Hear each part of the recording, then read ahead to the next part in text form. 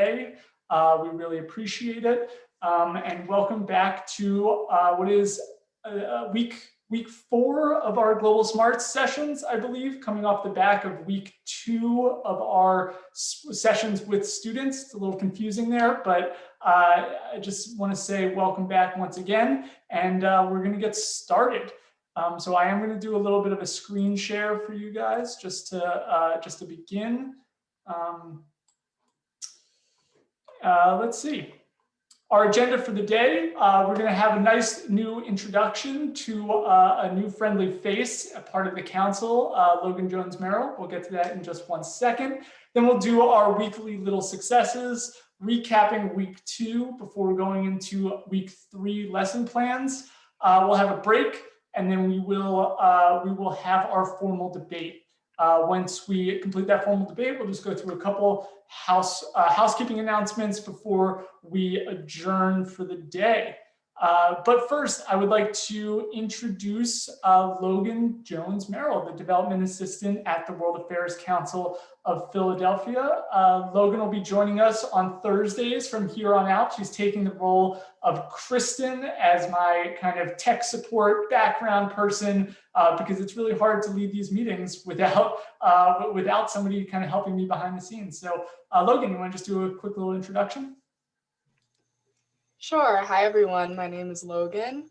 Like Eric said, I am the Development Assistant at the World Affairs Council of Philadelphia. I've been with the council, it'll be 2 years in April, which feels like a long time, but it also feels like we've all been in quarantine for about 5 years. So, is time real? Don't know.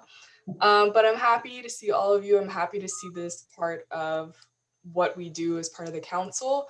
As Eric said, I'm part of a different team. I work with development and membership and a little bit with programs. So as some of you guys may know, with the council, we have members who are the ones who attend our events that we have. We used to have them in person. Now most of them are virtual, but we also have corporate partners. So we have banks, we have a variety of other organizations that give money to us so we can do these amazing education programs and the other things that we do at the council. So I work with those folks, both with the corporate folks and with our members, just to make sure that as members of the council, they're getting everything that they need from us, that they're enjoying our programs, hearing what we can do better, making sure that we are getting all the funding that we need to do the programs that we want to do so we can have the impact that we want to have. So I am very much enjoying my job, but the best part of it is definitely getting to partner with education to see the impact of the work that I do, because you can only work with money for so long if you don't know where it's going to. It's really amazing to see these programs, and you guys definitely make an impact on your students. And I hope you guys are realizing that even during these tough times, that, connecting with people during this time is more important than ever. So you guys are doing really awesome stuff, and I'm just happy to be a little part of that for a while. And yes, nice to meet you all. Feel free to message me if you guys have any questions about membership and development. Super exciting stuff. But yeah, very nice to meet all of you and excited to hear about the debate tonight. Yeah, absolutely. So there's a common phrase in nonprofits, no money, no mission. You need to have fundraising. We do sell products like our speaker programs. There are fees attached to those. So we do have like a product that we sell, but ultimately most of our funding comes from excellent fundraisers and development folks who are really good at working with our corporate and individual members to get the funds necessary to complete our mission. So if anybody is interested in the nonprofit world, I really encourage you to maybe reach out to Logan. You'll also get a chance to meet other people within our organization later in the semester. We're going to do like a little introduction to other departments in our organization. But I encourage you guys to reflect on the idea of no money, no mission. Unfortunately, that's kind of the way of the world, in the world of nonprofits at least. And I am extremely thankful for Logan and Chantel and Maggie, who do an incredible job getting the funds to meet our budgetary needs. Education programs generally are not big money makers, so we do need people like Logan to bring in the big bucks for us so that we can do our education programs. So thank you, Logan. Welcome aboard. Logan will be with us on Thursdays for the rest of the semester. So thanks to Logan in advance for all of her help.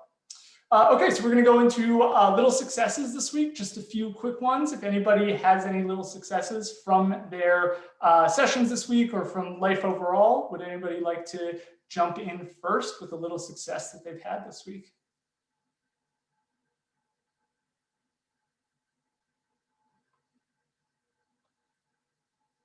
Not everybody at once.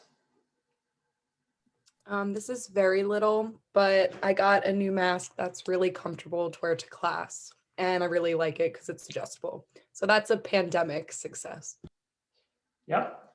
No matter how small, that's definitely a success. Thanks, Devin. Devin, can we see your mask? Do you have it? Yeah, I actually got them in a pack. So it was buy one, get one half off and a pack of two. This is my favorite one. It's got purple straps, you know? Oh, that's cool. Yeah, really digging it. They're at Target. Love it.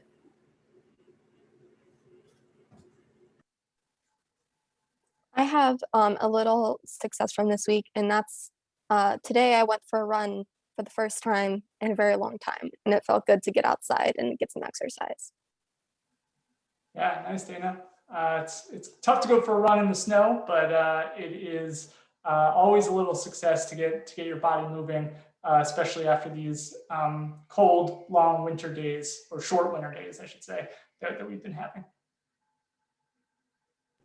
So I can go. My little win was like 15 minutes ago. So I'm a second semester senior and I'm in my capstone right now. And so the capstone is Nations and Nationalism. And I just had like one of my first presentations where we kind of like facilitate a class discussion. And that went really well. And I was really happy about how excited and into it everyone was. So that was definitely a nice win.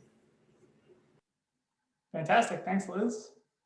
Yeah, I think it's important to remember that we're all coming from different places, right? Some of you are seniors looking ahead to graduation. Others are just beginning their or just wrapping up their freshman or sophomore years with a couple of semesters still ahead of them. So I think it is important to recognize that we're all in a little bit different places, let alone different schools as well. So thank you, Liz, for that. Anybody else want to go as a final little success? I can share if nobody else is going to. This is actually an exciting one. I had an interview on Monday with a law school for admissions, I guess, and then I got admitted the next day. So I guess it went well. That's a really quick turnaround. Congratulations. I know, right? Yeah, snaps or claps or whatever we can do. Thanks, everyone. Yeah, for that. Great job, Bella. And good luck to all of you, everybody else who is applying for various law schools. I think we have a lot of pre-law students here, so good luck for all of those who are doing LSAT prep and applications and all that world. And, you know, I'm kind of glad that I'm through that at this point in my life. Sorry, but it is true. Okay, so we're going to keep moving on so that we can get out of here a little bit early. I'm going to screen share just a little bit. I would love to get some more feedback from you guys about how you believe week 2 went. Skipped ahead a slide, sorry. So I'll just present for us. Session 2, Introduction to the United Nations and more relationship building. What do you guys feel like went well? Did you sense a greater connection with your students? Were those walls starting to come down between you and your students? And what was difficult? This is kind of your first attempt at actually delivering some amount of content using worksheets and you know instructing students about the UN. I'm just curious, what do you guys feel went well? What was successful and what was difficult for you? I think in some ways it was easier than the first meeting because we had like more substance to give and it was like a lot more like straightforward. We're not just like kind of playing introduction games the whole time. So yeah, I felt better going into it this week than last. Absolutely, yeah, structure can be super helpful. Thanks, August. Something that made me really happy, I ended up being sort of one-on-one with a student over Zoom, and she was already researching her assigned country before she even had to. And her country was Burma or Myanmar. So she was following all the news going on, and she was just so like knowledgeable about it already. So it seems like a lot of students are really looking forward to getting started.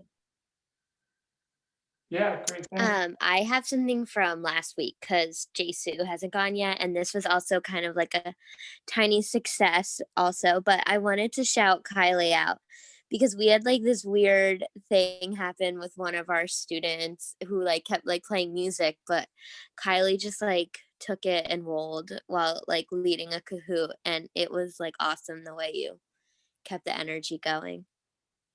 Yeah, I think I was there for that session. It was a little awkward. The student kept playing like really loud music in the background, but you guys did a great job kind of plowing through. So shout out to Jesu boys, right? Right? Yeah, sorry. Great job, that team. Anybody else? What about timing? Did anybody feel like the timing was a little bit easier this year? Were they able to, or sorry, this week, were you able to kind of hit your timing benchmarks a little bit cleaner this week? How did you guys feel about the timing of the session? I thought it went pretty good. One thing I noticed about time was like some students, I think I'm in Jesu girls, and I think they're still a little shy. So when we're like, oh, shout something out, they like sort of shut down for a second. So I felt a little uncomfortable calling on people at first, but then they seemed to be like, they were fine once you called on them. You just had to get them talking, and then time moved a bit quicker. Yeah, I think with your group, that debate, they seemed really excited about the debate topic that you guys chose. Aaron, we'll get to you in 1 second, but Devin or anybody else from JC Girls, do you guys want to just let the group know what your debate topic is for next week? I think it's a good one. Yeah, we are doing whether or not TikTok, or would you rather live without TikTok or YouTube? And they were like, oh my God. And then we asked them to put in the chat, like first 7 people would be TikTok and then the rest would be YouTube. And I was like, okay, first 7. And like all of them just threw their names in the chat so fast. So it was so funny. Yeah, I think that's going to be a good debate topic for you guys. Excited for that one. Aaron, you got your hand up? Yeah, one thing I just noticed about timing was I thought our group like kind of was trying to figure out how long it takes kids to do the activities, like how long you give them before you review or before they answer even, because some kids were writing, like our girls mostly use the chat to communicate, and they write like really amazing things, but it takes them a very long time and you can't see when they're typing or if they're typing. And then you have other kids that are like doing it where they just shout it out. So I feel like timing with understanding how much time to give them was kind of like weird figuring it out. Yeah, great point, Aaron. If this was a traditional classroom setting, you guys would be able to walk around and see their progress while they're writing. It's not as easy. I think that this is something that'll just be kind of like a feeling out process for the next couple of weeks, trying to get an exact idea of where they are and what progress they're making during the time that you have.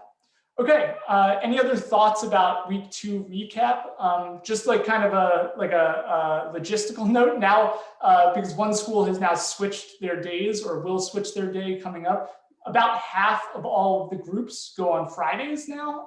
So the week 2 recap or the recaps are going to be tough because half the groups won't actually start their session until Friday.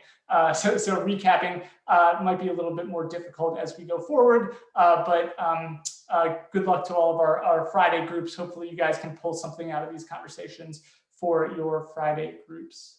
Okay, we're gonna move on. Just some notes that I saw from this week that I wanted to shout out for you guys.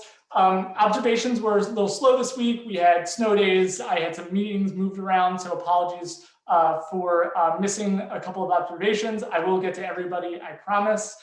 Great job creating and altering resources to fit your students and schools. Shout out JSU Girls today. You guys had a great PowerPoint. I loved how you guys kind of broke down some of the elements that we went through and created your own PowerPoint. I thought that was a really good use of your energy and time and kind of helped center your students a little bit.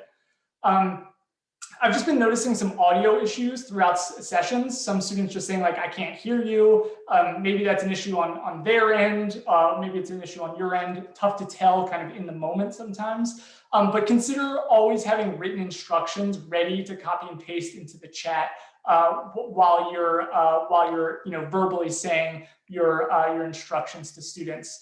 It might be even if you just capture 1 or 2 students that way, then those 1 or 2 students aren't feeling, left out or isolated. Especially, if they're at home, they can't, easily just say like, "Hey, I missed that." So consider that.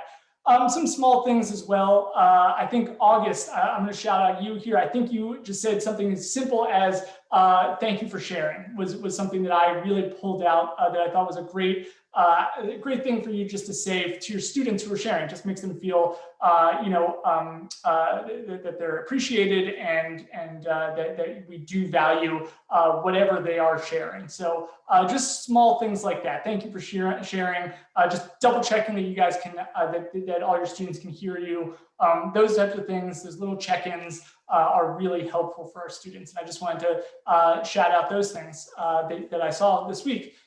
So great job for all the sessions that I saw. I was able to jump into a couple, not as many as I wanted to, but fantastic job this week to all of those students and mentors and schools that I saw. Okay, we're going to keep moving. So we have session 3 coming up next week. It is debate week, which I'm really excited about. We'll be doing our own debate here as well.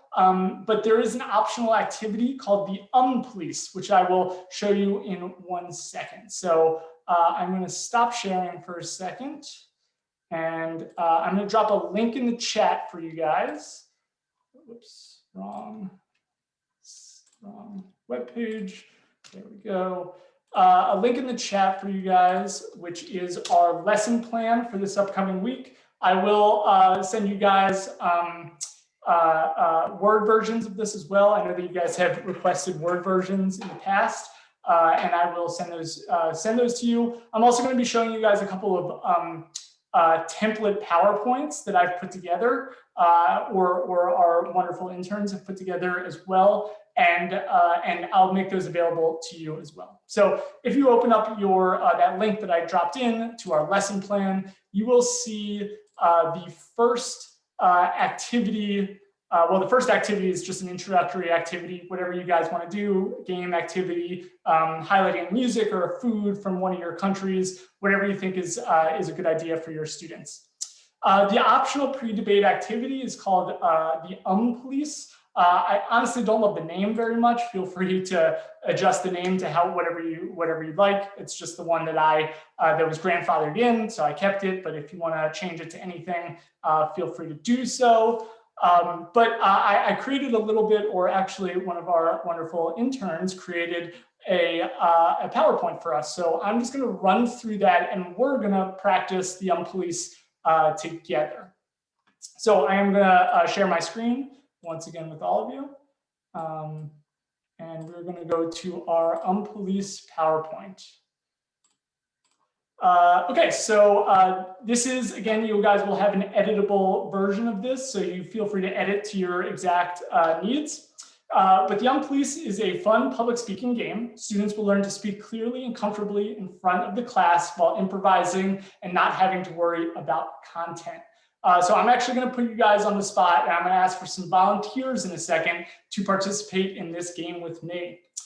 Students will most likely have to participate individually or in small groups of 2 to 3 for this activity. Again, you're going to want to think about how your school specifically is going to engage with this.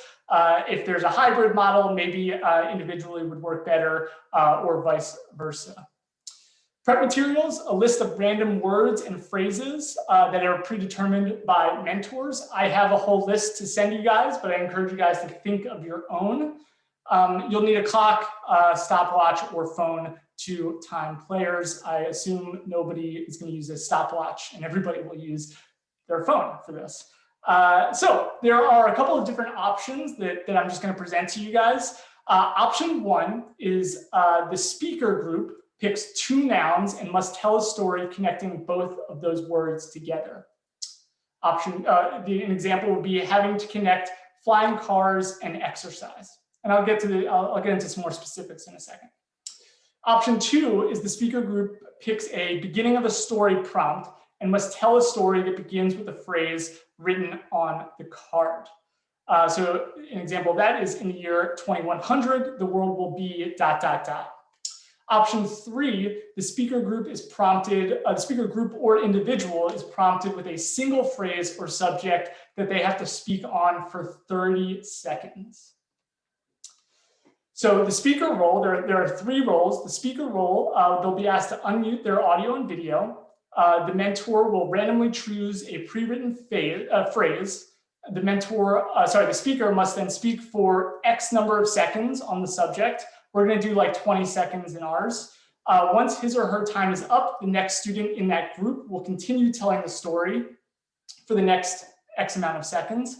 And then this continues until everyone in the group has spoken. Again, if you're doing groups, if you're doing it individually, there's just one iteration of this. Mentors, you're going to assume the timer role. So you'll let each speaker know how long they've been talking and when to move on to the next speaker. All students who are not the speakers assume the police role. The police keeps track of how many times the speakers say like, you know, or pause for more than 5 seconds.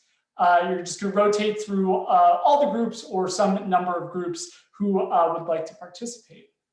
And then finally, the objective is the group that says, like, you know, those types of things, the least amount of times.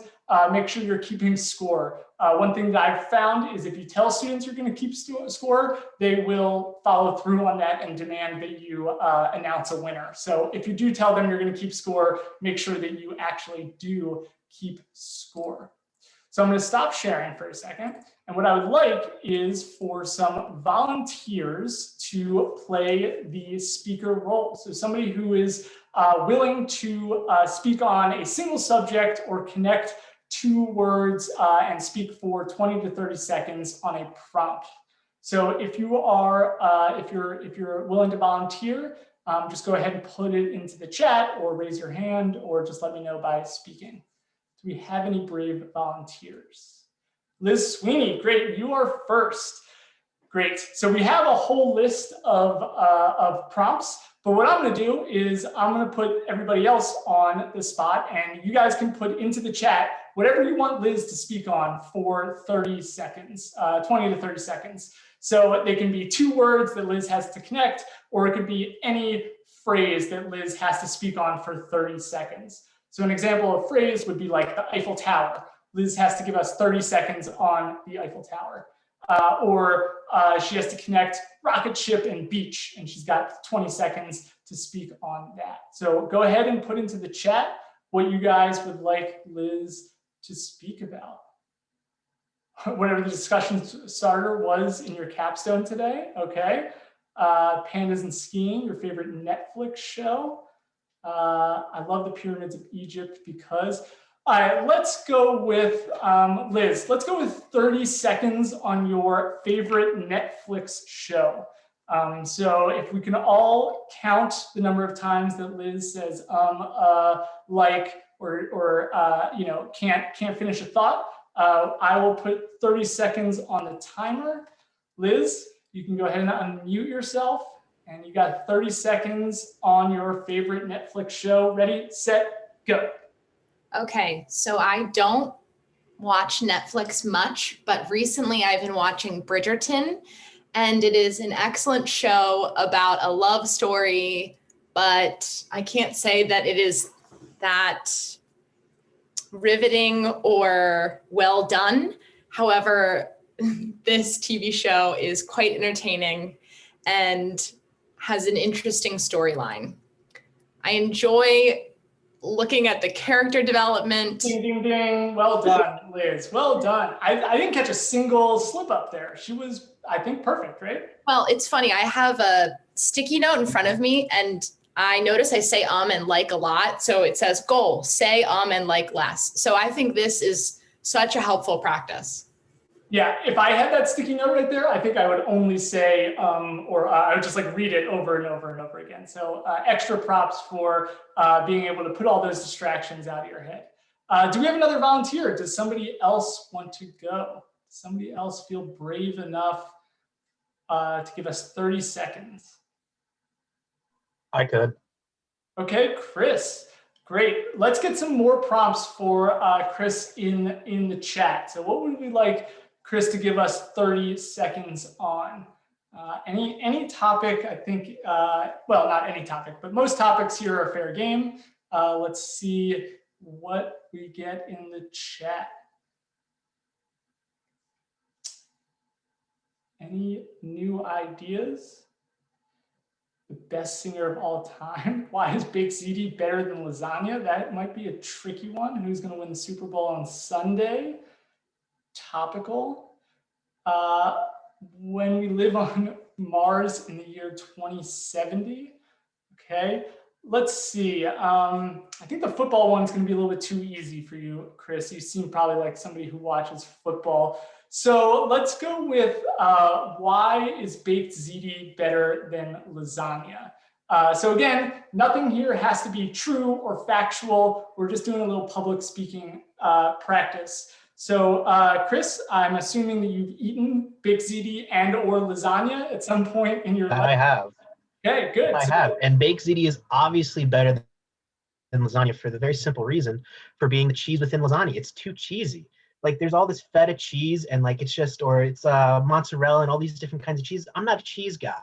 So having like baked ziti, it's like just enough cheese, but at the same time, like it's great. And like the pasta's wonderful. If you boil it perfectly, it's great. It's also a great meal for after a long day of work or right before a race. So like you really can't go wrong with baked ziti, and lasagna just takes too long to cook.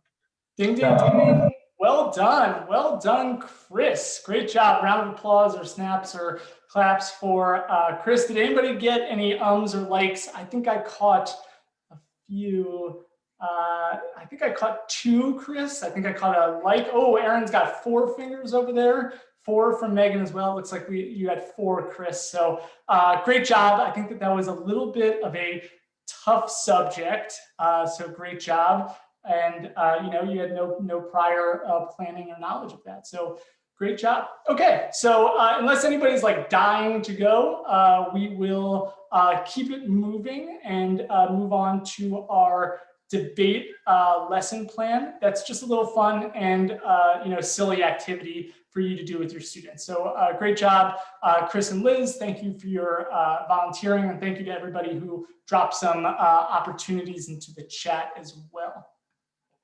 Okay, I'm just going to transition back to my slideshow here. Going to screen share once again. Okay, so session 3. So we're going to get to the meat of session 3 now, which is debate week. So debating in years past, we've done a really formal debate structure that I'm just not certain is going to work for every group this year. So what I've done is I've split this into 2 different kinds of debates to give you guys the option to do whatever makes the most sense for your students. The first is an informal debate, which is best for when breakout sessions are unavailable. You're still going to break your students into 2 teams, but essentially what you're going to do is just have students alternating from team to team as they develop their own argument or respond to another student. So it's basically just a back and forth between the 2 teams. Consider creating a speakers list to organize your volunteers. You might have a bunch of volunteers who all want to go at the same time, or you might not have enough volunteers. So consider creating a speakers list to organize volunteers or force participation. And then also think about timing as well, making sure that you have time for all of your students to participate at least once. We also have a formal debate opportunity for you, and there is another PowerPoint that I put together that you guys can follow as a prompt. Again, I'll be posting all of these PowerPoints to the Google Classroom, and yeah, I don't think I can email them to you because it's too big of a file. but I will post the Google Classroom and you guys can just pull them off there and rework to your needs. So we are going to partake in a formal debate. I just want to make sure that our timing is good. 5:45. Yep, perfect. Okay. So we're going to do a formal debate. Our debate prompt is, given its strategic goals, is the United Nations an effective international organization? So you've either been assigned to team affirmative or team opposing. I've asked you to prepare for the debate by coming with 2 to 3 talking points, relevant statistics, data, testimony that support your position. You should come prepared, again, to support that position or to oppose your opposing team. The debate teams are as follows. You guys should have all received this before, but if you are seeing this for the first time, please find your name and your associated team. So team affirmative, that list in red, you guys are essentially going to be saying, yes, given its strategic goals, the UN is an effective international organization. Team opposing, you're going to say, no, given its strategic goals, the UN is not an effective international organization. So those are our teams. Some quick debate rules. Always practice diplomacy. Be kind and be courteous to others, always. There are going to be 3 sections to this debate. There's the opening, the rebuttal, and the closing. So it's more formal and structured. Each of those should include about 2 to 3 different speakers. And you'll have about 4 minutes of speech time. So 4 minutes is a pretty long time to fill with coherent thoughts. 30 seconds on Baked-Ziti might be a little bit easier than 4 minutes on why the UN is successful or not. Be aware of timing. Students will be given the 2 warnings, 1 minute remaining and 30 seconds remaining. I'll be the timer for this debate. You're expected to use the entire allotted time. If you choose not to, please yield your remaining time back to the moderator. And a winning team will be declared by the moderator at the end, judging on clarity of argument, whether it's fact-informed, well-developed argument, your response to the opposing team's points. The rebuttal, again, is very much supposed to be a response to your opposing team, and your ability to fill the time. So those are kind of the informal judging rules that I'll be using. Our agendas, we're going to get started at 5:45. You'll have 5 minutes to prepare as a team. So we're going to use breakout rooms. Team affirmative will be in one breakout room. Team opposing will be in a different breakout room. You'll have 5 minutes to prepare your opening statement. You'll have 4 minutes to deliver your opening statement. Again, you should use 2 to 3 speakers for that 4 minute speech. We're then going to prepare our rebuttal, again in our breakout rooms for 5 minutes. We'll return to the main room for 4 minute rebuttals each. And then we'll prepare our closing statements, 5 minutes, and then presenting our closing statements for 5 minutes each. So that is the agenda for today's debate. I'm going to open the floor to any questions that we have at this moment. Does anybody have any questions about the debate at this moment? Yeah, Dan, go ahead. So it's not like one person talking during that 5 minutes. It's like 2 to 3 people talking during that 5 minutes. Exactly. Yep. Okay. And the hope is to just increase participation. So we have 33 mentors, 32 mentors today. The idea is to have more than like 5 people speak. Well, we're going to bump that number up. Same thing for your, you'd be doing this pretty much exact same format with your students, just trying to bump the number of students who are actually participating. Good question, Dan. Okay, if there are no other questions, we're actually going to start with our break. So we're going to take a 10-minute break. We'll be back at 5:45 for the opening of our formal debate. Please take whatever time you need to rest and relax, but also maybe start turning those gears a little bit about the debate. So yeah, we're breaking until 5:45. See you in a little bit.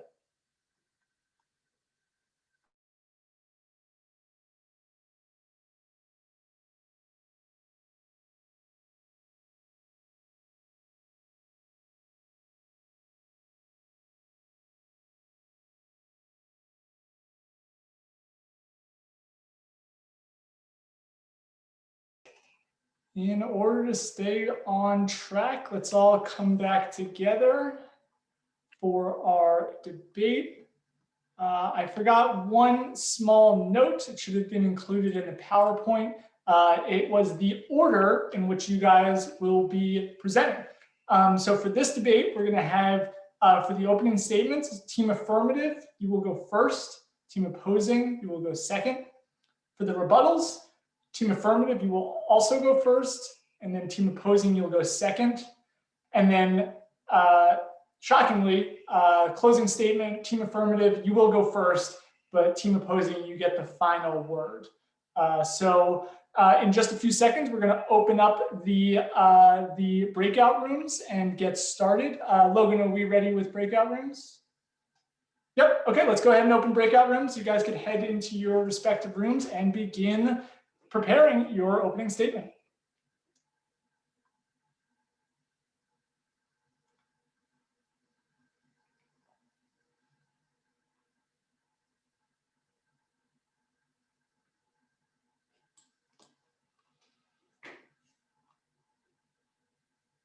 We're a team of our own.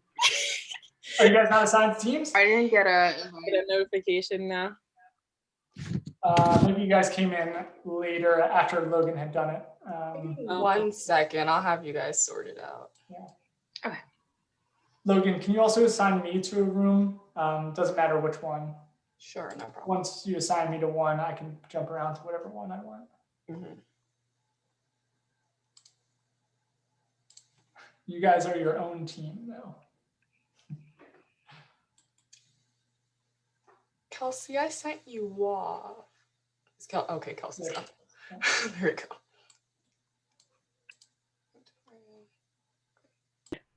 Beneficial things, whether those are physical things like vaccines and food or metaphysical things like peace and harmony. Yeah, that's what I was going to think with the vaccines specifically. I know that that's like huge. People rely on that.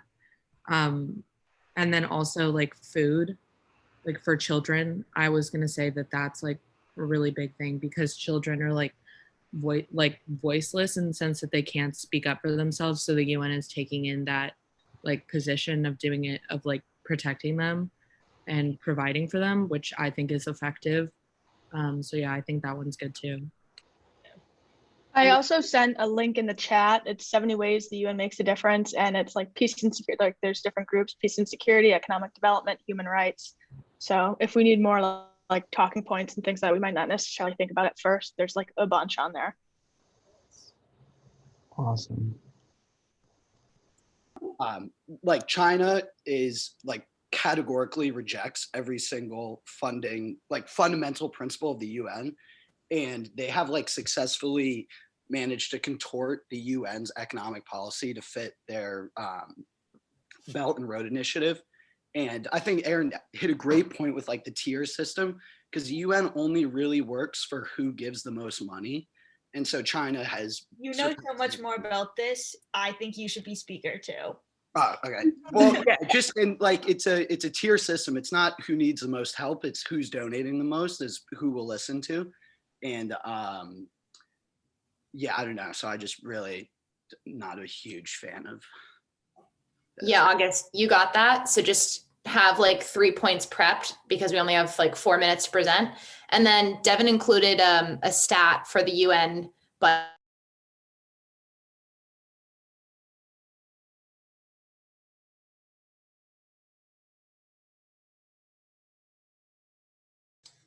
Is everybody in the right place? Yeah, they are. Sorry about that. I know Kelsey came in later. Yeah, no, it's no worries. Literally not an issue. Yeah, I think only you have the ability to message everybody. If you hit the breakout rooms icon, there should be like a message. This broadcast message to all, yeah. Yeah, just say like, 60 seconds remaining. Now? Yeah. Okay. And then we'll do like a, then we'll close the room, and then I think they have 60 seconds to actually leave the room. So. Yeah. Cool, but they seem to be off to a good start. We're gonna have to fudge this timeline a little bit, but that's all right.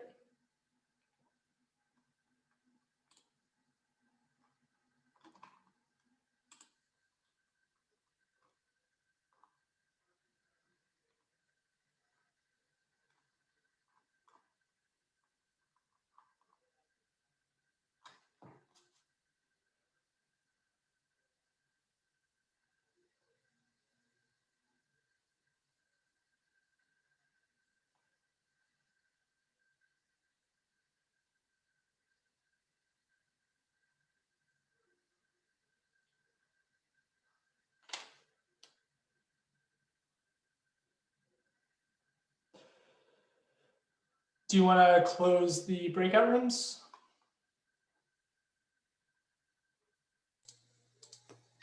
Sure. It should give them 60 seconds to do it. Now, the breakout rooms should stay the way that they are. So you don't So if have, I just press close all rooms, yeah, that's okay. yeah. So they have 30 seconds, great. And then it should just be ready to go again. So when we open them again, you should just have to hit open, and then that's it. Gotcha. Okay, welcome back. Looks like we've got team opposing here. Didn't use all 30 seconds, so you guys seem to be ready to go. Team affirmative is using every single one of their seconds, so maybe that's a good sign for you guys, that they're scrambling to get their talking points in order. They're up against a lot. They need the extra seconds. Yeah. Would agree. Yeah. Yeah, if you guys want to trash talk, I'm all for it. No, I'm kidding. Yeah, okay, looks like Team Affirmative is back. So welcome back, Team Affirmative. Yeah, just a quick reminder to hit the leave breakout session button, not the leave meeting button. If you hit the leave meeting button, you're all the way out of here. So just hit that leave breakout session. Okay, so we're going to do our best to stay on time. Team Affirmative, you guys have 4 minutes on the old clock here. And whenever you're ready, you can get started. Team Affirmative, go ahead. Okay, hi everyone. So the United Nations was created as a peace machine in 1945 after one of the most deadliest wars that the world has ever seen to this day. And it has continued to do that. It targets and helps the most vulnerable people in our society, including women and children who usually do not have a voice to speak up for themselves. And through programs that the UN provides, people are being fed, being vaccinated, and being cared for where otherwise they would have been left desolate and not cared for by their own governments because they don't have any. And we're just going to speak a little bit more on what that entails and why the UN is an effective arbiter of peace and programs for those who don't have voices. Awesome. So like Megan mentioned, the UN was originally created after World War II. Since we have not had a major world event, the UN has actually operated on 69 peacekeeping missions throughout the past 70 years. They've been able to kind of diffuse a lot of events that have come to the UN before they even get started or become a conflict. You have major world players in different nations who are sometimes at odds with each other, who are forced to kind of come together and cooperate at some sense. A couple of different programs the UN has, the UNICEF, the WHO, the UNDP, and the UNESCO and the WFP have provided immense resources and aid and help, especially to the most vulnerable across the world. The UN has helped feed 94 million children in the past 10 years. And also the past 10 years has helped 34 million refugees. So not only does the UN operate as a system or body that prevents war, it also helps cause and affect so many different issues throughout the world, including helping those on the edges of society. And finally, going back to what Megan initially said, it does the job it was meant to do. Merriam-Webster defines effective as producing a decisive desire or decisive effect, and the UN has done exactly what it was designed to do, which is keep that peace and unite the nations together.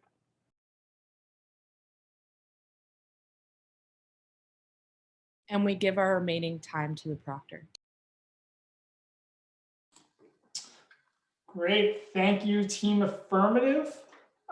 Great job, some excellent opening points. I saw some team opposers writing some notes, like to see that. Interested to see how that comes back full circle. Team opposing, you guys have 4 minutes on the clock. Whenever you're ready, team opposing, the clock will start when you get started. So team opposing, you're up.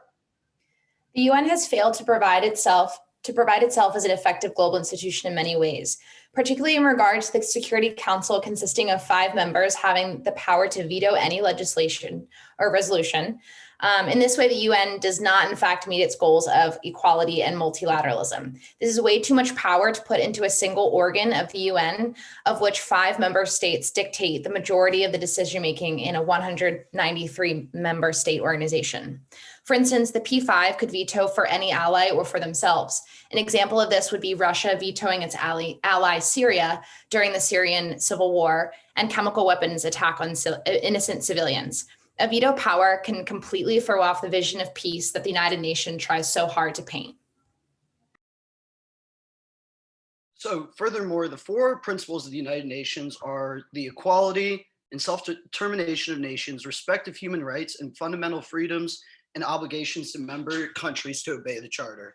And it doesn't paint a good picture when the permanent security member, sorry, it's a puppy. When you have nations that are on the permanent Security Council like China that categorically reject every single principle that the United Nations is founded on. Furthermore, China has been able to contort the UN's economic goals to fit their own foreign policy goals.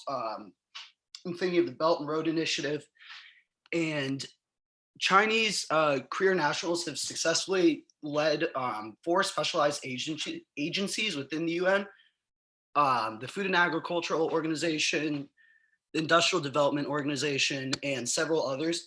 And because they are one of the highest contributors to the UN, they can do this virtually without anyone interfering. Lastly, to get into some more specifics, our opponents talked about the UN being a peace machine and about the number of events they've diffused, but the evidence compiled over the years doesn't really support that. We've seen territory disputes in Palestine and Kashmir that have the potential to cause massive wars. We've seen refugee and humanitarian crises in Rwanda, Syria, Somalia, South Sudan, and Yemen. We've seen the Rohingya crisis, and we've seen the Russian invasion of Crimea, which the UN made no attempt to contest. So with all these examples, a successful defense of the efficacy of the United Nations, I believe, would require at least as many examples of events being prevented, with all these events having gone on right under the UN's nose with no fight put up. We yield the rest of our time to the moderator. Great, thank you, team opposing. Fantastic job. Okay, we have plenty, I believe, to work on our rebuttals. We're going to do 5 minutes worth of rebuttal. It might be a tad longer for our rebuttals to prepare. So Logan, when you are ready, open the, real quick, just again, rebuttals, just to define it. You guys are responding to the points of your opposing team, reconfirming the points that you feel strengthen your position, and trying to kind of chip away at the points that the opposition team has made. So Logan, when you're ready, go ahead and open some breakout rooms. Good luck, and I'll see you in your breakout rooms. No, it was good. Yeah, fantastic. Yeah, no, literally my roommate came back with the dog. Wait, no, that was great. That was my favorite part of the whole debate. Yeah.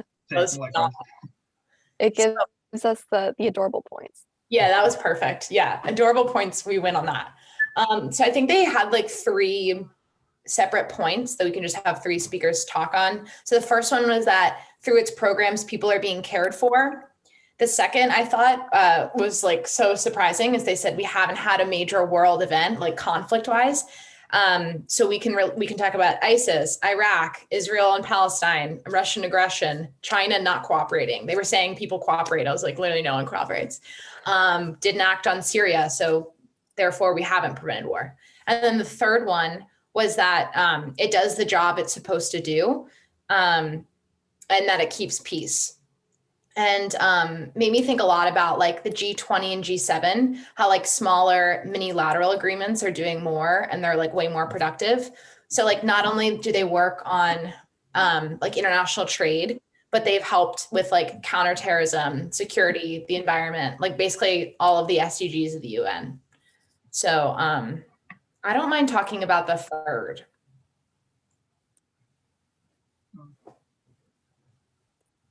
And let me know if I missed something, because I probably did.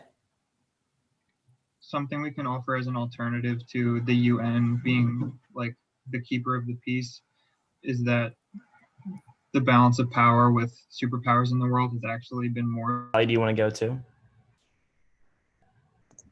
I suppose. I don't mean to throw you under the bus like that. You just seem like you had some points. All right. So how do we want to do this?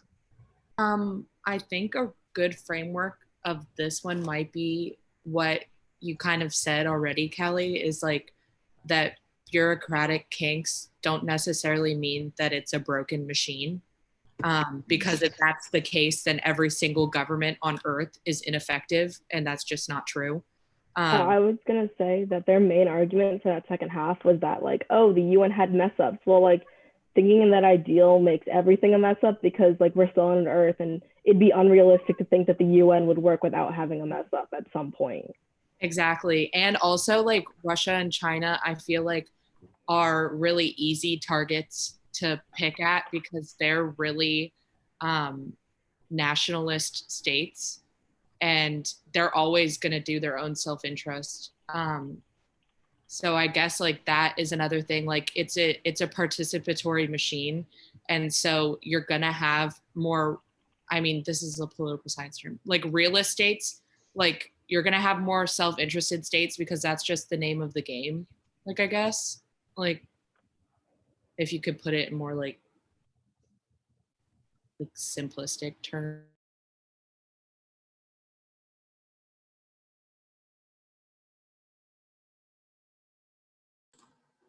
Okay, welcome back. I believe that's team opposing again. Is that right? Or are you guys team affirmative? Opposing, always ready, locked and loaded. Locked and loaded, baby. Yeah, you guys seem ready to go. You got your speakers lined up and everything. Cool. All right, well, just waiting on team affirmative to get their ducks in a row.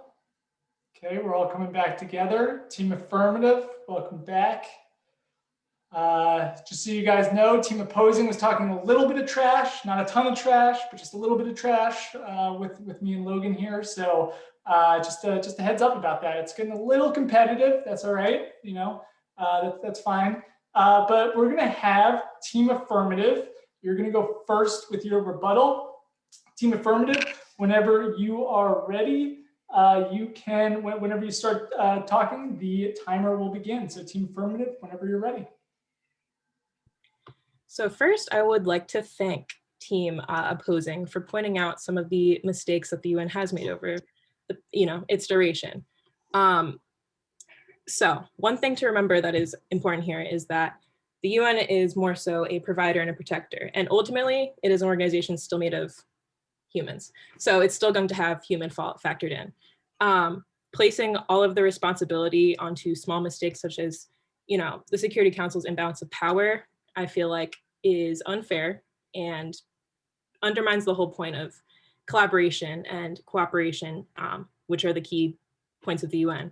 So yes, the UN does have room to grow, but that's the whole point. We develop and we grow as our values change as a world, and just because we have mistakes and faults in our system does not mean that it's broken.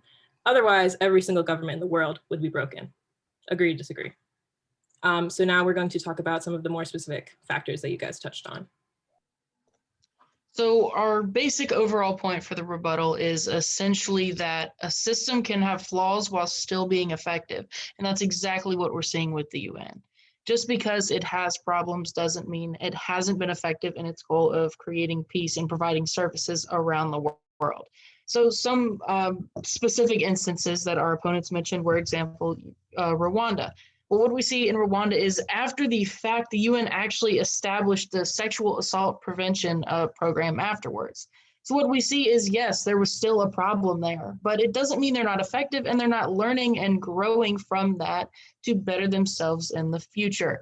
That correction in and of itself says that the UN is working more towards being effective in the sense that they already are.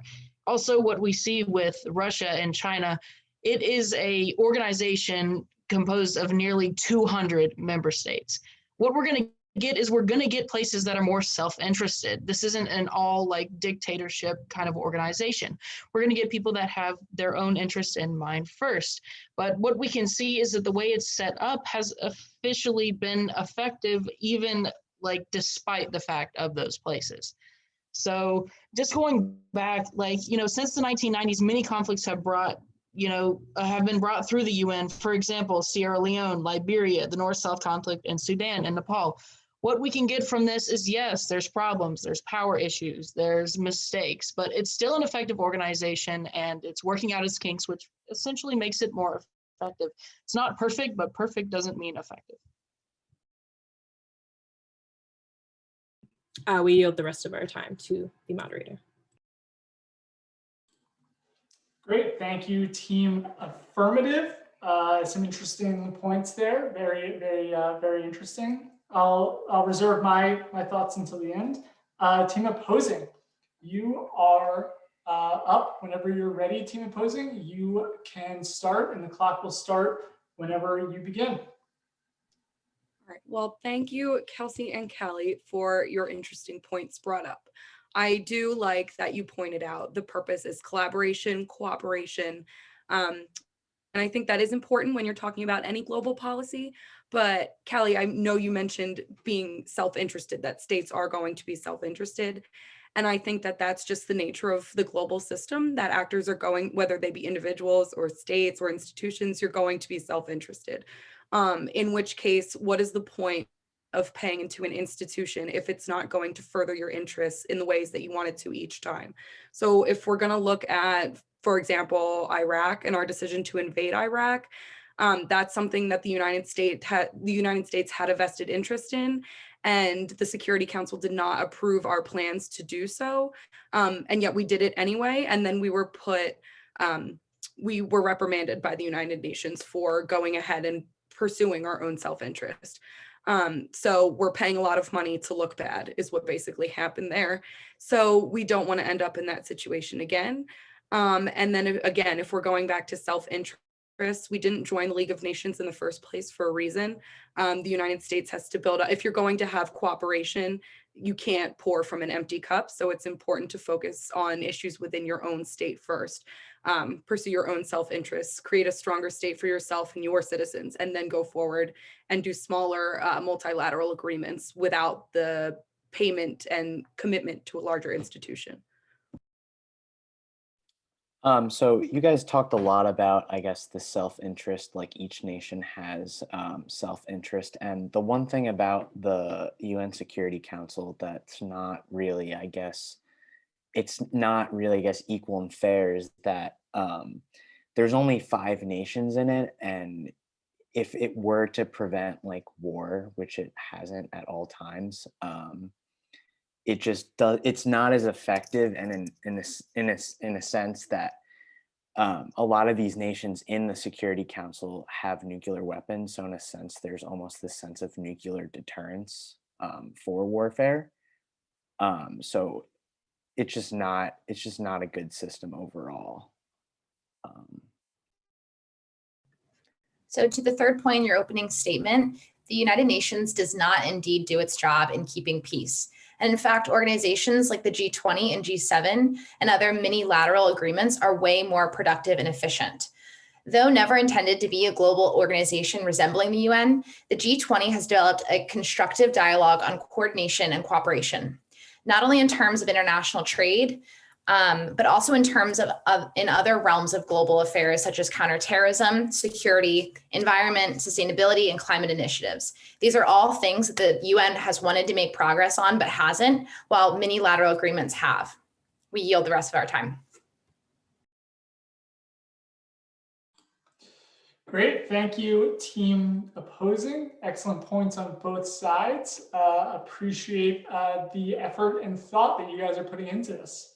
We are going to open it up to our final breakout session. You guys will have 5 minutes to prepare your closing statement.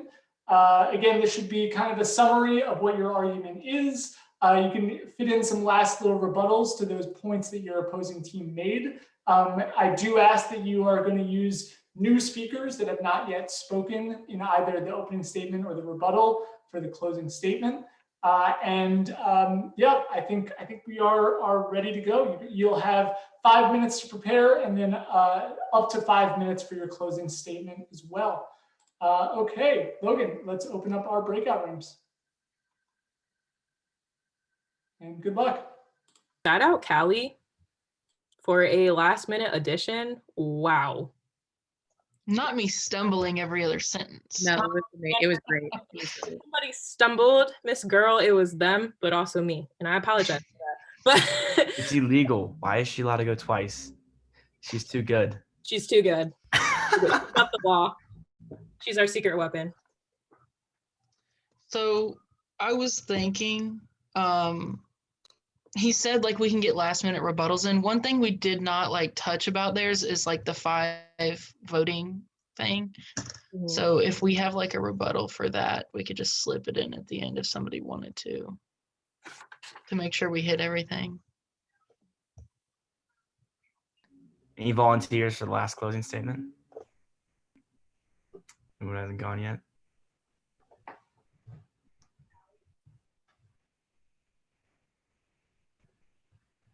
Wait, this is an aside, but Vic is in my living room and she's on the other team and they're talking about our points, which means they were really scared. Yeah, I mean, I can poke holes in all their points. I took notes down. Specifically, Devin, the League of Nations was a victors club, so there were a lot more problems than just cooperation historically. Also, the US was like quasi in it. It participated, but Congress never ratified, so it was like illegally in it. But either way. And then I'm pretty sure Michael said nuclear deterrence is a bad thing. And I personally disagree with that. But that could just be me. Oh, Chris. Yeah, I have to agree with that entire nuclear deterrence thing. Like, there's a reason we haven't had like World War III yet. Yeah. No one wants to press the button. Like mutually assured destruction is like it's bad. Like no It's one. the reason the Cuban Missile Crisis didn't escalate. Yeah. Like, no one wanted to end the world. No one wants to be that guy. Yeah. Who wants So you're gonna close it? I think Chris and Miss Maggie, who has been a little too silent, should go for closing. Yeah, no, Chris, you'd kill it. You got this. Yeah, Chris, you. Okay. I'll just need to like. I only have the mutually assured destruction thing. I've got nothing else. Okay. So Meg mentioned that resources that other people wouldn't. Is there a rebuttal to that? No, I mean, that's true. That is true. I mean, you can't argue against charity work. So I would just ignore that part. I mean, yeah, that's true. I'll give them that. I'd say that the money that we use towards putting into the UN, like we could have bigger initiatives if we took that money and we used it in a more focused way. Like we could put that money towards one thing. Yeah. I mean, that's the only thing I could think of. Yeah, no, that's good. So I think there's 3 points. I think the first one is we can't be effective with massive, not small flaws. So you could talk about just like not being involved in conflict and prevention of violence. And also like the Security Council's actually, no, never mind, leave that. And then what you were saying, Devin, like it's not, or multiple of you guys were talking about this. it's not egalitarian by nature. It's designed that way. So it's not a human flaw. So like, it's not a flaw that the P5 is designed to have all veto power. And it's not a flaw that it's like, it's not a small flaw to say, oh, it's so costly to get in. Like, that's not very egalitarian. Only some people can stay in basically because of their economic standings. And then I think the third could be, we can use the money better, like you were saying, Devin, and more productively in like smaller agreements. You could also say with the, I forgot which point it was, with saying like how, you saying like how they do charity work and that's good, but you could also argue that saying that's only temporary solutions, but rather they're not focusing. Great job so far on the opening statement and rebuttals. It's been quite a contest so far. I would say at this point, you know, the balance of power is still up in the air. It's either team's debate to win at this point. Strong points on both sides. Team affirmative, you're going to be leading us off with the closing statements. Team opposing, you will get the final word at the after team affirmative. So team affirmative, you are up first. When you are ready, you can begin and I will start the clock. 5 minutes maximum. Team affirmative, whenever you're ready. Okay, so there was a statement made about weapons of mass destruction and the mutually assured destruction, and how that's not very helpful to the world economy and like the world as a general. And I have to kind of disagree with that. We all kind of disagreed with that in the sense that you have different events that happened during the 60s, during the height of the Cold War, which is where mutually assured destruction was coined, like the Cuban Missile Crisis and these different things between the USSR and the United States. And they didn't progress into all-out war because of nuclear weapons. It's been a deterrent, and it's an international deterrent. And we have these different agreements that are still today that Russia and the United States has reinstated. I believe it's called the Fresh Start or the New Start agreement, where they're deciding to limit how much nuclear weapons they have. And they're doing this through the United Nations and between their own like back channels. So through like the UN is a global like organization that allows countries that are typically not very friendly with one another. Like we've always had a really off-put relationship with Russia, but it allows us to still cooperate and going, look, nuclear weapons have their benefit, but we don't need so many. That's what I've got. Yeah, and another statement made was referring back to the League of Nations, sort of the first UN like structure, and how the United States didn't join because there's just a tendency of countries to be self-interested. But thinking in context, that was coming out of World War I, and the lost generation was mourning so many dead. And even though the US was on the winning side, it still didn't feel like a win. And so there was a lot of isolationism, but now since then, we are in this context, we are in a global pandemic, and we need unity now more than ever. And I think with a global pandemic, there isn't much isolationism because every country is struggling just about the same right now. And so we really need the UN in times like these.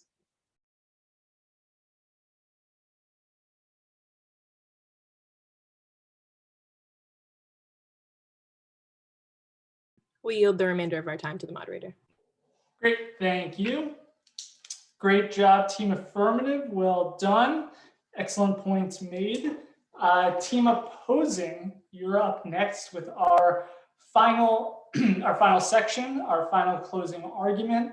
Team opposing, whenever you're ready, you can begin and the timer will start. So one of your main points was that the UN has flaws, but it's mainly effective.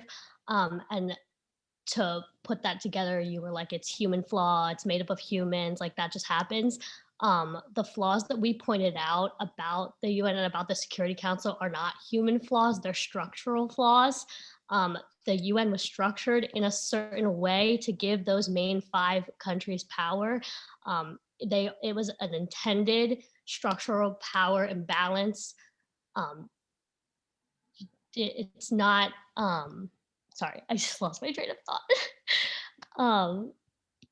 But yeah, it's not human flaw when the system is structured so that we can do whatever we want. We can choose when to intervene. It doesn't matter what's right, what's wrong. It's just that we choose when to go in and what to do. Going off of what my teammate said, it's not human error that the United Nations is so unegalitarian, which is what they preach to be. There are 193 member countries, yet only 5 are represented in the permanent 5 and have the power to veto. That's less than 0.02% of the represented countries, and how it's difficult to understand how that can be fair and represent the interests of all the countries at play when such a small percentage are being represented in the P5. Additionally, one problem with the UN, something that you brought up, is it is indeed made up of humans. And the problem with humans, and problem both negatively and positively sometimes, but the problem with humans is that they're going to disagree. And when you have, whether it be 5 or 193 voices trying to be heard, it's going to be hard to come to a conclusion. And so you say that unity is more important now than ever, but when there's so many conflicting voices, difficult to come to a decision, how is that bringing unity? For example, as it relates to unity and the small flaws, as you called them earlier, that the UN had, I don't think it's fair to say they were small flaws. They were massive flaws wherein the UN did not act as a protector, which is its main job. Just to name a few, we have the Israeli-Palestinian conflict happening right now, the Cold War, in which the affirming group also brought up, which happened just years after the UN was founded, yet the UN did nothing. We also have the crisis in Rwanda, where over 800,000 lives were lost, and the UN did nothing to intervene. So overall, yes, the UN might be effective in its charitable organizations, the WHO, the World Food Program, UNICEF, but with all the money it has, why isn't it doing more? Sure, you can say that those member organizations are doing their job, but the overall UN has failed in many respects. I yield the rest of the time to the moderator.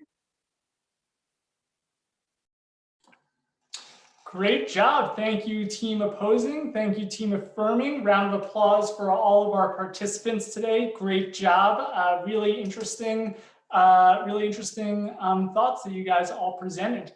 I'm just interested, just quick takes, quick reflections about what was challenging, what was the timing of things, what could have thinking about putting your students in the perspective that you were just in, what challenges might you foresee your students being in, engaging in this type of debate? Definitely the hardest part was just gathering all of your thoughts cohesively in a short period of time, because I think everybody was just like scrambling to get the actual points down, but then it's like, okay, speaking order, okay, how are we going to organize the argument, et cetera, et cetera. And then of course, like with more reserved groups, it's going to be hard to get people to volunteer to speak if it were to be in a group setting like that. Yeah, for sure. I think, getting students to speak might be a little bit of a challenge. You might want to lengthen. I thought it was not quite enough time for you guys to really gel a cohesive thoughts and speaker lists and everything like that. It just, 4 minutes is such a tight amount of time to then speak for 4 minutes. It's like you probably need 3 times the amount of time planning to deliver on just 1 minute worth of content. So yeah, I think the timeline probably could have been adjusted a little bit, and the drawing the voices of your students might be a little bit challenging. You guys will definitely have, I'm assuming that most groups are probably not going to go on this UN topic. It's what you're more than welcome to use as a topic. Some of you will probably use a more fun topic, for lack of a better word, for your students. And so there might be more engagement because the topic might be, a little bit more interesting to them even the UN is to us. Any other quick thoughts before we keep it moving? No? Okay, just some of my quick thoughts.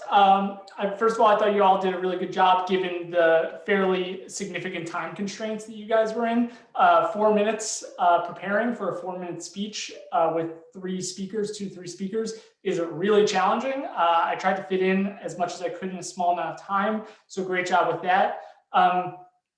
Team Affirmative, some things that I really liked about you. You made an argument that was essentially like the argument, don't let perfect be the enemy of good. I thought that was a pretty good argument for you guys to rest on. I would have liked to see you guys define the role and the goals of the UN in a humanitarian fashion. It would have been pretty hard to attack the UN for its inability to provide humanitarian aid. Now, the UN struggles immensely with providing humanitarian aid, but it would have been, I think, a good argument for you guys to kind of rest on a little bit. You spent a lot of time rebutting the other group, especially in your closing argument. I would have loved Team Affirmative to come in with a little bit of a hammer on what your thesis is for why the United Nations is an effective international organization. Team Opposing, I thought you guys had some really good points as well. Hammering the structural components of the UN, I thought was pretty good. Having 5 nations be more important than the others in a specific setting within the UN is pretty appealing in terms of those points that you were making. The human structural components that you guys were getting at was a little bit confusing. I think if you had more time, you could have workshopped that a little bit more, and it would have been more of a interesting point. Just overall, I think again, great job both teams. Tough circumstances. I'm going to give the inaugural practice debate, Global Smarts practice debate, February 4th, 2021 to, drumroll please, Team Opposing. Great job, Team Opposing. Well done. You guys did a great job. Team Affirmative, you guys held yourself up to a very high standard as well. I appreciate all the efforts all around. So great job today. Okay, so again, for those of you who have a little bit more time, have breakout room flexibility, think about doing a formal debate like this. It's helpful for students. It's a little bit more structured. You can increase student participation just a little bit, and you get students kind of workshopping their thoughts together. For those of you who don't have the ability to do breakout sessions, or you're still just kind of struggling to get students kind of on board and in the program, maybe that informal debate is a better option for you. Again, I'm giving you guys the choice of which you would like to do, whatever works best for you and your students. So again, great job today. Any final points before we move on to our housekeeping notes that I have for you guys? No, looks good. Just a note, we don't have group sessions today, so you will need to connect with your partners outside of this time, likely probably over the weekend or early next week, to just nail down some of these final pieces so that you guys are ready. Just because we don't have time today doesn't mean the expectations for your preparedness are any different. You guys have been incredibly well prepared for your programs, for your sessions. I'm really, really impressed by your level of preparation going in. I think that's led to some really good sessions so far, at least the ones that I've observed. So I encourage you to continue over the weekend, early next week, connect with your co-mentors and find some good times to just make sure that you guys are comfortable with all the timing pieces and all the logistics of what type of debate you're going to do, whether you're going to do the unpoliced, those types of things. Great. Okay, I'm just going to quickly screen share for you guys my final housekeeping notes. Sessions continue next week. I'll be doing more observations again next week. Again, continue thinking about your small group work. Logistically, how can you build in your small group work? That will become a larger and larger piece as we move forward. just kind of a look ahead. Next week is obviously the debate. The week after that, we're actually going to start doing some Model UN stuff. So, gaveling in, doing moderated caucuses, unmoderated caucuses, talking about parliamentary procedure, getting into a little bit more of the nuts and bolts of what Model UN is, what it sounds like, and what it looks like. Following that, we're going to go into start doing some country stuff. So country stuff is coming. Start thinking about that on the horizon as well. Upcoming speaker programs on February 11th, which is a week from today because today's the 4th. We have the US-Canada Defense Relationship, interesting program there. 217, we have bipartisan policymaking with 2 Southeast PA representatives. I know it's Chrissy Houlihan is one of them. And Logan, do you know the other representative that we have? Do you remember off the top of your head? Not off the top of my head. Sorry, Eric. That's all right. It's on the website. So I encourage you to look at that. They might be your representatives depending on where you live, whether you're living in dorms or whatnot. On 318, we have a lunch program. It's 1 year later, what we've learned from COVID. That was just announced today. I actually don't know that much about that program, but it was just announced today. It's on our website. I encourage you guys to look into it. Just one note about speaker programs. I get a list of who registers for the program and then who actually attends the program. So registering for the program is not quite enough. You actually have to attend the program, and I do get a report on who attends versus who registers. Now, if you register and you can't attend, you don't have to email me, you don't have to apologize, anything like that. Stuff comes up, life comes up. I can't attend all the programs either. Just know that if you are registering, I do get a report on whether you attend or not, and only those attendances count towards those 2 speaker programs that you guys are required to attend. The final one is our upcoming speaker series program on February 24th, later this month, Black Lives Matter at Home and Abroad. We're working to confirm our speakers for that. We think it's going to be really good, and we think it's going to be a great program for our high school audience. Again, those education speaker series programs are more for our high school audience. You guys are all invited to attend. We encourage you to attend, and they do count towards that 2 speaker programs threshold that I'm asking you all to reach. Okay, I believe that is all of my notes for you guys today. Thank you, Logan, for dropping these in, and it is Brian Fitzpatrick. Thank you, James, for that. Jimmy, we appreciate that.